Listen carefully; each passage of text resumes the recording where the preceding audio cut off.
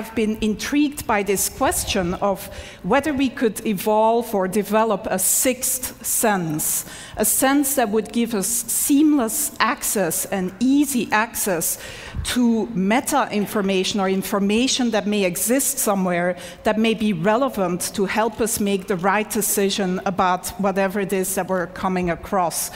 And some of you may argue, well, don't today's cell phones do that already? But I would say no.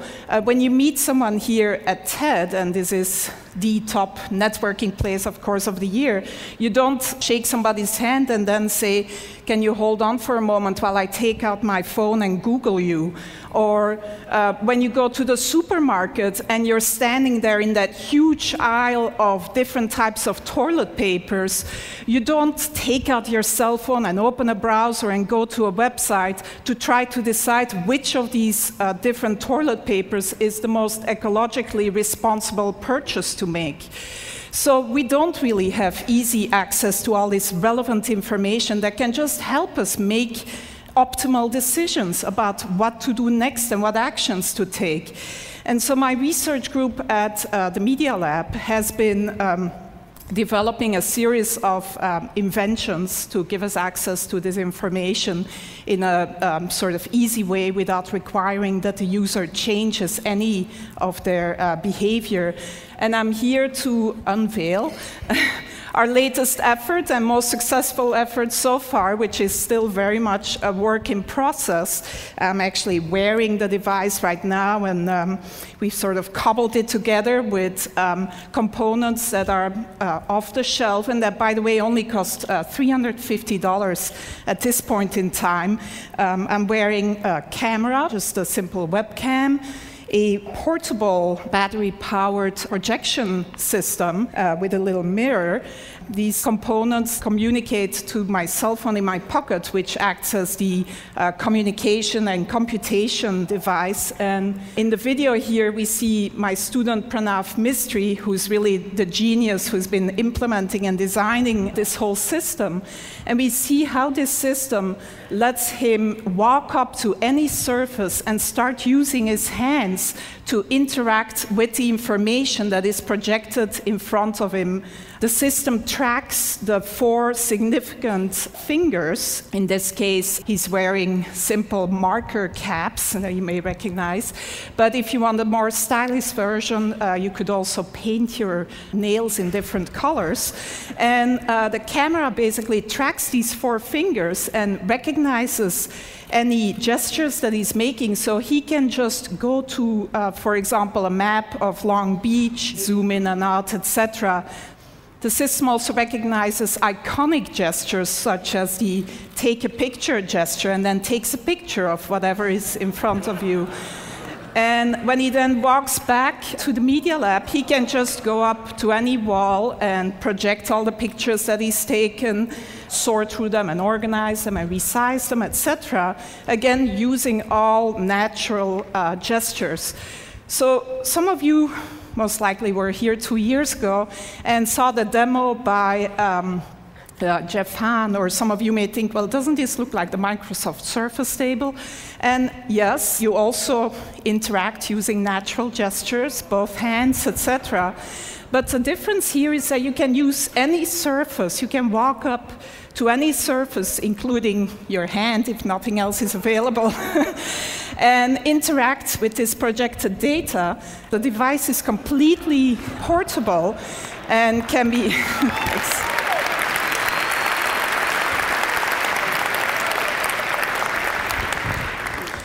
So one important difference is that it's totally mobile.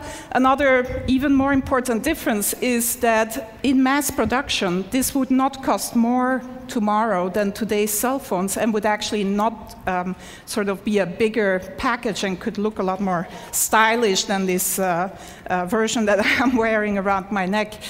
But other than letting some of you live out your fantasy of looking as cool as Tom Cruise in Minority Report, the reason why we're really excited about this device is that it really can act as one of these sixth sense devices that gives you relevant information about whatever is in front of you.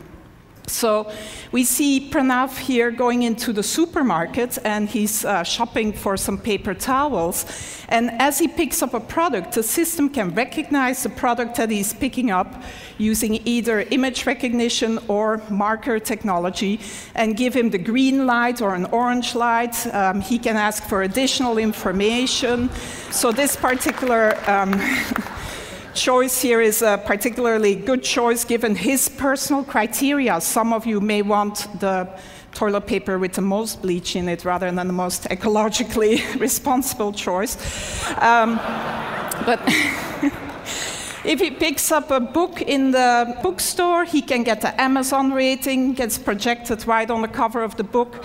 This is Juan's book, our previous speaker, which gets a great rating, by the way, at Amazon. And so Pranav turns the page of the book and can then see additional information about the book, reader comments, maybe sort of information by his favorite critic, etc. If he turns to a particular page, he finds an annotation by maybe an expert of a friend of ours that gives him a little bit of additional information about whatever is on that particular page. Reading the newspaper, it never has to be outdated. You can get video annotations of the events that you're reading about. You can get the latest sports scores, etc.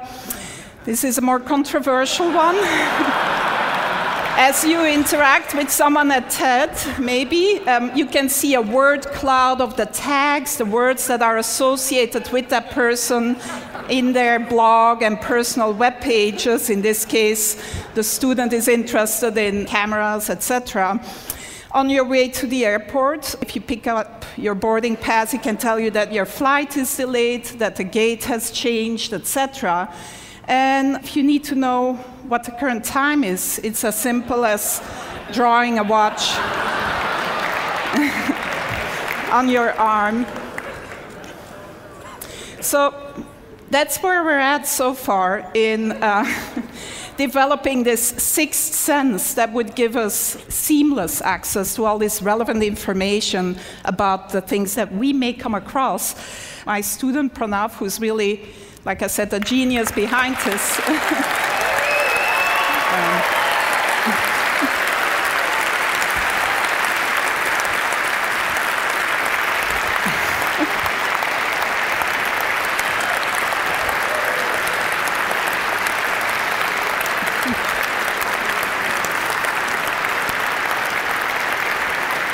He does deserve a lot of applause because I don't think he's slept much in the last 3 months, actually. And his girlfriend is probably not very happy about him either.